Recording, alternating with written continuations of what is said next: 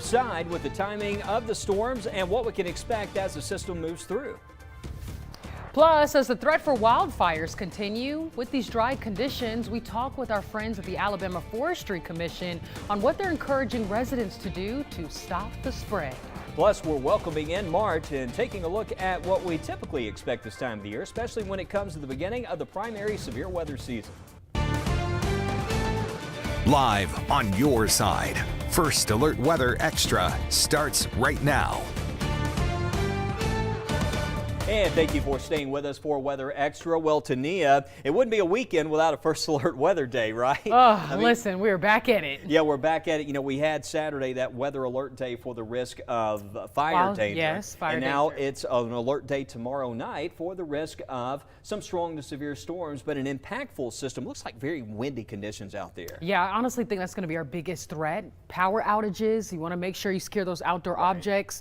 And, of course, have the First Alert Weather app to get updates throughout the night. It's always amazing, and you know, we say spring severe weather season, but when you look at some of the long-range data and something, we're going to give you that weather extra here tonight. But we're seeing several systems lining up here, stacking up over the next few weeks, a lot that we are going to be tracking. But right now, first up, we do have that system tomorrow night, a risk for some heavy rain, gusty winds. It is a First Alert Weather Day and an isolated tornado threat. As you can see, that is going to set up for the overnight hours, so make sure you have ways to get those alerts like the First Alert Weather app, and we'll have plenty of resources that we'll pass along as well. Timing out those storms, it still looks like for West Alabama, mostly 6 o'clock to 10 o'clock. You can see from places like Utah to Greensboro, Tuscaloosa, north to Fayette and Hamilton. By 8, 9 o'clock, most of this is over, and then it's over central areas. And this is the outlook from the nation's Storm Prediction Center. And you can see from the risk that we put together last week, it's very close there. We're still seeing a marginal to slight risk for severe weather, but I just caution with these outlooks. I know it looks like a level 2 out of 5 here,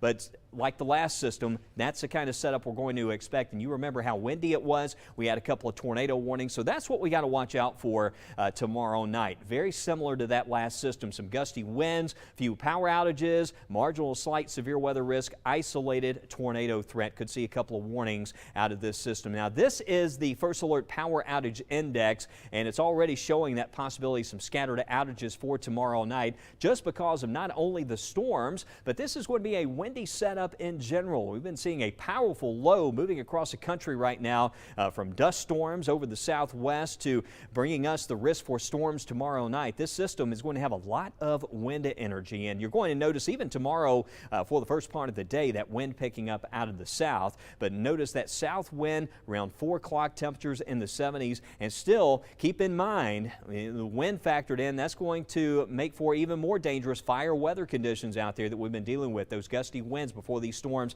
even move into the state. But you can see that line arrives over West Alabama by 7 o'clock. And this is what we need to watch, especially the southwestern part of this line as far as our coverage area goes, for that risk of an isolated tornado. And then by 9 o'clock, it's moving through central areas, eastern areas by 11 o'clock. So by midnight, the way this is timing out, this will get out of here fairly quickly. But you see it's one line there, moves through the state, another squall line type setup. And then Wednesday, we turn off cooler, some leftover clouds. So stay alert there. Make sure you have that battery backup and your NOAA weather radio. Also, make sure you have the First Alert Weather app. Charge those mobile devices and secure loose items. But Tania's here to talk a little bit more. Tania, it's so important that we have a plan as far as what to do in the event of severe weather. So just the big thing, stay informed and stay alert. You can scan this code to download the First Alert Weather app. It's free and a great way to receive those weather alerts. Of course, we'll be right here if we do have any severe weather that happens tomorrow night. Hopefully this system will behave. But how can you also be prepared, as we were talking about, having multiple ways? You know, Tania, it's so critical when seconds matter. During that last event, we had some storms moving 60, 70 miles per hour. So I always say be mindful of the delay. You want to have real-time information, just like one of the reasons why we go wall to wall when there is severe weather. Absolutely. And one of the things you have to make sure you have are backup batteries, because because if you have a weather radio, if you have a mobile device, but if you lose battery or if you lose power with those devices, then you can't get those alerts. So we always stress making sure you keep your devices fully charged. And in the event that they're not fully charged, you need a backup power source. Get those portable chargers ready. Start powering those up tonight and get those charged and ready to go in case you need that tomorrow night. Not only do you want to make sure you keep those devices charged, you want to make sure that, again, like Wes was saying, you have multiple ways to receive weather information. That NOAA weather radio is no good if those alerts are not turned on. So make sure you turn on those alerts, make sure the sound is working, and make sure it has fresh batteries. That First Alert Weather app is a great tool to have on your mobile device. And then, of course, with those winds that we're really going to be dealing with tomorrow, you really want to make sure you secure those outdoor objects. But meteorologist Megan Thomas joins us now with how much rain we can expect from this system and how much rainfall we can typically see throughout the month of March. You know, as we've been talking about, tomorrow is the First Alert Weather Day with the possibility of heavy rain and strong gusty winds. Well, how much rain are we anticipating with this system? Because we've been dealing with fire weather warnings this past weekend and wind advisories with the dry conditions. So any amount of rain is going to be very helpful to mitigate that fire weather risk. Now, with this system, it does look like we'll be picking up a good ½ an inch to almost an inch in spots. And really, I think this model may be underdoing it slightly. I think a good inch to an inch and a half is likely with this system. It's going to be a fast mover, but a lot of this looks like really quick downpours. Now, looking at the March rainfall totals, Anniston, we typically pick up about 5.37 inches. Tuscaloosa just shy of 5 inches for the month of March, and Birmingham over 5.5 inches. So with this entire system, we could add some to the bucket for the month and hopefully end this month without a drought. We'll have another opportunity to see rain this weekend. Again, Saturday afternoon and evening, it looks like we'll see some showers move in. With this particular system, rain amounts look less than about ½ an inch. And on the back side of this, there may be even some snow flurries back up along the Tennessee Valley and into Tennessee. For us, it looks like a good old rain just Saturday into Sunday morning. We'll have much more on the severe weather potential throughout the rest of Weather Extra. Seconds, we continue to talk about what we're expecting for tomorrow's storm threat, and we're talking with the Alabama Forestry Commission on the recent wildfires. We'll see you after the break.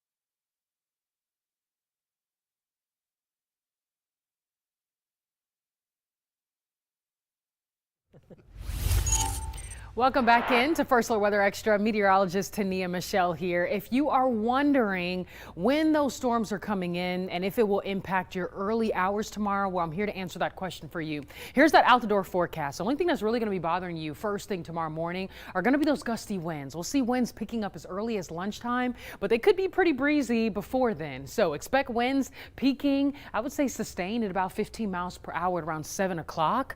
Overnight temps will stay far above freezing. We're talking about overnight lows in the 40s, fairly mild, but still that jacket kind of weather. Now, if you have plans on being out past late Tuesday afternoon, you will want to leave the house tomorrow with that rain jacket. And I say rain jacket because with those winds, that umbrella is not going to do you any good. 11 o'clock, 65 degrees. By the time we reach late Tuesday afternoon, we'll start to see a few showers pushing into the area, holding a 20% chance. Greatest rain chance later in the evening, but highs tomorrow pretty warm. We're talking about temperatures in the 70s. But right now, wildfires burning across the state of Alabama as we continue to see those extremely dry and windy conditions we were just talking about. The Alabama Forestry Commission urging everyone not to burn anything. Take a look at the map showing just how many crews are battling right now. The red icons are active wildfires and the yellow, well, those are contained. Simple things like barbecue grills, cigarette butts, even sparks from trailer chains could cause a fire right now. And here to speak more about these wildfires and how they're battling the flames is our friend from the Alabama Forestry Commission. Hi, Wes. How you guys doing? Yeah, you're doing well. So glad to have Jason Dockery, and we went to the experts here to talk a little bit about this weather and the fire conditions that we have experienced across the state. Thank you so much for joining us here today. And thank you for having me. I know you guys have been busy. Yes, absolutely, very busy. Yeah, you know, this has been kind of deceiving because we had all that rain in mid-February, and I'll be honest with you, it even surprised me last week how quickly we started seeing these wildfire reports around the state, and I think that surprises a lot of folks just how quickly we can go from a lot of rain to dangerous fire weather conditions. Yeah. This time of year, the grasses, the understory and the forest are still cured fuels. Nothing is greened up yet. 2 days after a rain, low relative humidities, those fuels are dried back out. They catch spark and burn easily. Well, and I guess with the dormancy of the vegetation, and you were talking about too with the plants greening up, it even further, it draws that moisture quickly. Yes, as soon as plants start budding out, they start pulling more moisture out of the soil, which just robs that rainfall that we got just a few days ago. So it kind of makes this time of the year even more unique with respect, because a lot of times, you know, we hear about a lot of wildfires in the fall, as to be expected, that lower rainfall budget. So, you know, with that in mind, prescribed burns, we've seen a lot of those. I mean, that is healthy for the environment. Yes, absolutely. Yeah. Prescribed burns are great. Started those even ourselves. A lot of our partners started those early last week. And by Wednesday, everybody realized that the conditions were getting drier and drier. And most people pulled back from those prescribed burns. But you didn't want a prescribed burn to turn into a wildfire. Right. So most of the burns we've had since then have been accidental fires, brush piles, people that aren't as familiar with the weather conditions. Well, with respect to the weather, I know Saturday we had a red flag warning, and we know when we have the windy conditions, the low relative humidities, but you guys are sort of out there doing real-time gathering ground truth. Is there a place that we can go, like if you start to notice those very volatile conditions with respect to fire, weather, or when not to burn, you start to notice some of those prescribed burns, you know, kind of getting out of hand. Is there a place we can go to find that information? Absolutely. Alabama Forestry Commission website is always available. The weathermen around the state do a great job advising people of our wildfire conditions. But again, our Alabama Forestry Commission website is always available, and we post warnings there, and we release those to the media as well. Well, I know for several days last week we talked about don't burn, but there are still, you know, professionals out there with prescribed burns happening. Now, is that something where you guys, you know, sort of make the call and say, hey, we got to stop this right now? Yes, and we did that. Yeah. Coming out of last week, we stopped all of those. Those are trained burners, trained by experts with the Alabama Forestry Commission that have those licenses. But yes, we've even stopped them from burning. The conditions are so volatile. So for a lot of property owners out there too that want to turn to professionals for prescribed burns, as we know it is so beneficial to the environment. Tell us some resources where we can go to receive those permits. Sure. First thing to do is reach out to us at the Alabama Forestry Commission. You can find your local office or my number on our website. Give us a call, shoot us a text, shoot us an email. We can put you in touch with someone locally that can help you with that, give you some advice, even visit with you on your property and take a look and make a recommendation to you. Well, even knowing how these events behave after rain, how would you say we still discontinue burning even after the system tomorrow night? Let's wait and see. Depends on how much rain we get. The bad thing about rain is immediately following it is low humidities and high winds again, which simply dry those fuels out that much quicker. So even if we do get significant rainfall tomorrow night, by Thursday, Friday, we could still have some volatile conditions afterwards. Okay, we'll play it safe out there. Well, thank you so much, Jason, for showing up. And of course, if you have any questions, you can reach out to the Forestry Commission, and we're going to have more coming up, including more on the rain chances and storm threat for tomorrow night. Well, don't go anywhere. We bring the latest on what we can expect for the week, and we share some of your lovely weather photos sent in through the First Alert Weather app and social media. We'll be right back.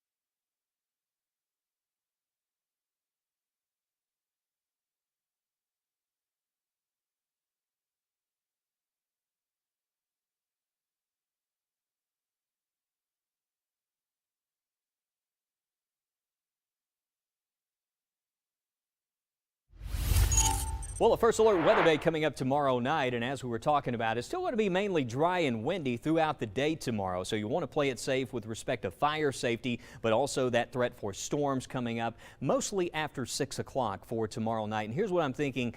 Big concern here, gusty winds all around. I mean, it's going to be windy in the afternoon, and just like the last two systems, if you recall, that's what we're going to be dealing with tomorrow night. Another line that moves through. It's not multiple supercell storms, but it's one line. It's going to track across the state. We'll have heavy rain, some gusty winds. Can't rule out an isolated tornado. In a lot of cases with those squall lines that move through, sometimes you can see isolated tornadoes. Now what you're seeing here, this is the greater tornado. These are the greater tornado parameters, the wind shear, the instability. And just to move this along through tomorrow, and you can see there's an elevated risk over central Mississippi as this moves into Alabama. Notice we sort of catch the north end of this. It's not a totally zero threat, but there is enough of that wind shear instability where there will be an isolated tornado threat locally, and then that moves on through. But this over South Alabama, that's where the real juicy air is going to be located there off to the south. Those maximum dew points and greater instability. But still a system overall with a lot of wind energy. So as that line moves in, we have a strong southeast wind that kicks in tomorrow during the day. Notice how we go from 40s to 70s in the afternoon.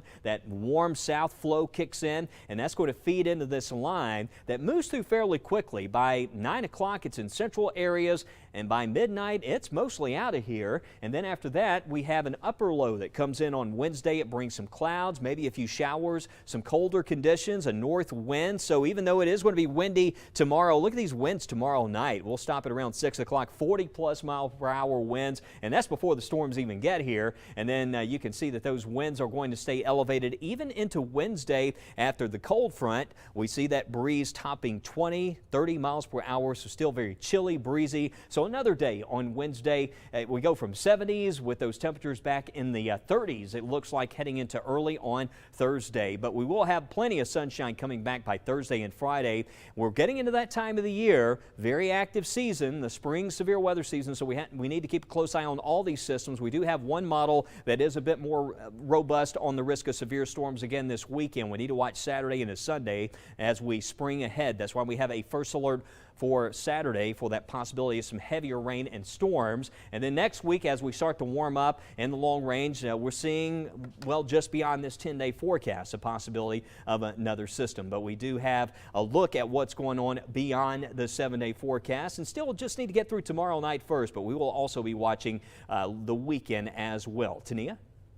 Oh yeah, we are watching that weekend like a hawk. We're hoping those rain chances come when you don't have outdoor plans. Here we are looking though at that beyond the 7-day forecast as we look at March 11th through the 17th. Again, this is not on our 7-day. This is beyond the next 7 days. So we're getting into the middle of the month of March. So here we are looking at the U.S. We're seeing below average temperatures for the West Coast, but for us here at home and across the Southeast and much of the East Coast, above average temperatures.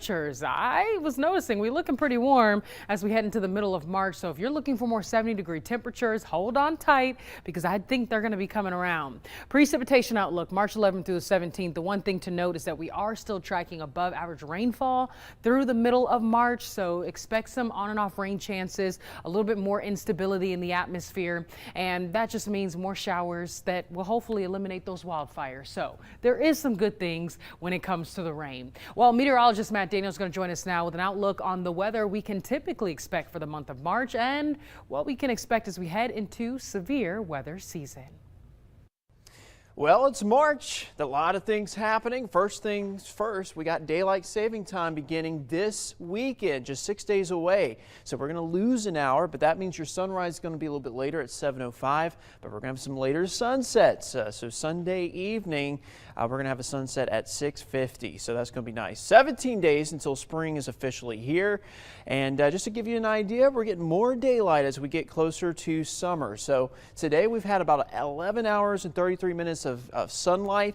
As we go into April 1st, we're talking about over 12 and a half hours of daylight. And then by May 1st, over 13 and a half hours of daylight. So something to enjoy as we get closer to the summer months. Of course, Groundhog's Day is over with, but we have St. Patrick's Day 14 days away, spring 17 days away, and then Easter is pretty late, 48 days from now. So let's talk about March, shall we? We're looking at warmer temperatures. Usually we start out the month, our average lows are in the lower 40s, but normally by the time we finish out March, we'll see those temperatures warm into the upper 40s. So that warming trend will continue as we, of course, as we get closer to April and into May. And average high temperatures early on, we're in the low to mid 60s.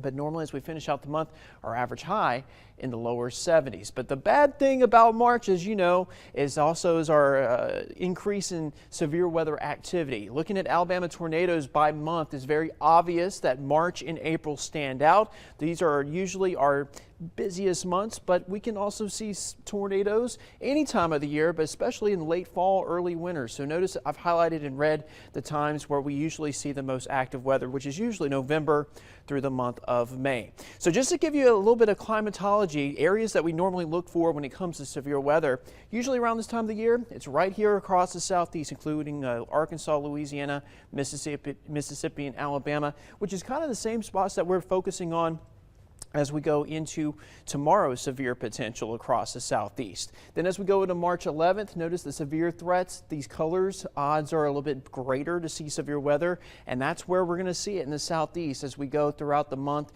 And notice as we go towards April 1st, we're really seeing a big uptick in activity across the southeast. So it can always be busy. That's why you got us here, and that's why you can always monitor the forecast through the WBRC First Alert Weather app. Happy March.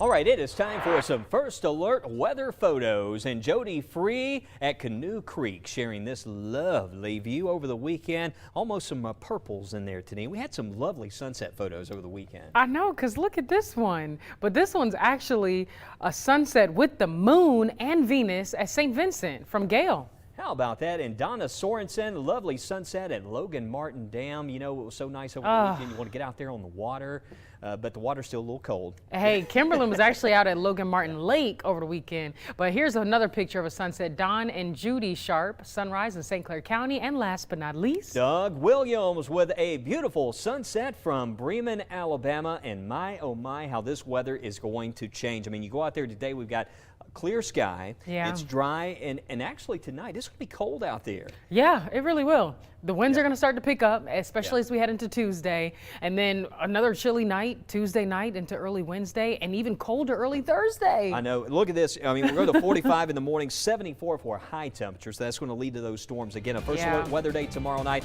A lot that we're going to be tracking for you tonight, starting first at 9.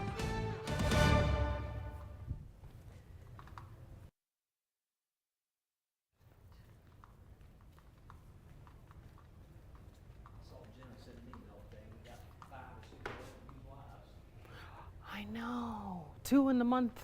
I think there's like one next week and then one the end of the month. All right. I don't know why I grabbed this, but I can put that down. All right, let's do this in 3, 2. Hey there, everyone. First Alert meteorologist Tania Michelle here. First Alert weather day in effect for your Tuesday. Rain and storms Tuesday evening. We're drying out and clearing up as we continue throughout your Wednesday, but expect cooler conditions. Temperatures will drop near freezing as cold air settles in for your early Thursday, so bring out that heavy coat once again. We'll slightly warm up as we approach the weekend, but then we're also tracking the chance for some showers and maybe even some thunderstorms impacting those weekend plans Saturday and Sunday. We're watching it very closely. We also spring forward daylight saving time. I know, so don't forget about that. We lose an hour, but we bring in the next couple of days beyond the 7-day. Looks like a lot warmer there, 77 10 days out from now, as we bring in Thursday, and it looks like a little bit drier weather could be in our forecast. If you're looking for more forecast updates, don't hesitate to download the WBRC First Alert weather app.